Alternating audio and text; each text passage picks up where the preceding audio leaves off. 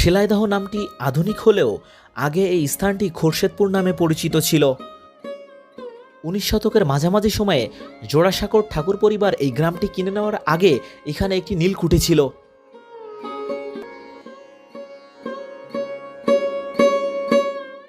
বাড়ির ভিতরে দেখতে পেলাম পুরো দেওয়াল জুড়ে টানানো রয়েছে নানা রকমের চিত্রকর্ম।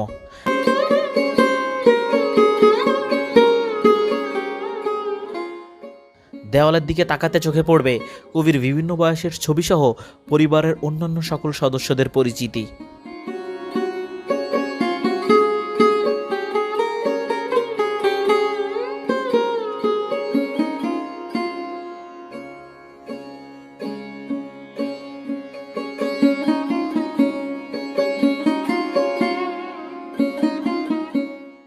এছাড়াও রয়েছে দেশ বিদেশে বিভিন্ন স্থানে অবস্থানকালে কবিগুরুর ছবি, হাতে আঁকা চিত্রকর্ম, পাণ্ডুলিপিতে কাটাকাটি ও অঙ্কিত ছবি, পদ্মা নদীতে চলাচলের জন্য নৌকার চিত্র, হস্তলিপি, প্রদত্ত নোবেল পুরস্কারের প্রশংসাপত্র ও পদক, হাতে লেখা চিঠিসহ নানান চিত্রকর্ম।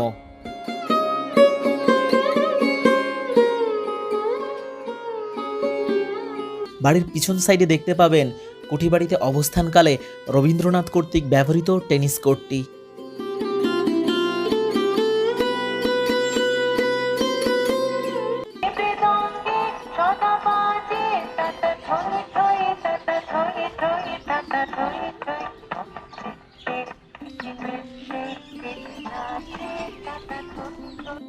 বিশ্বকবি রবীন্দ্রনাথ ঠাকুর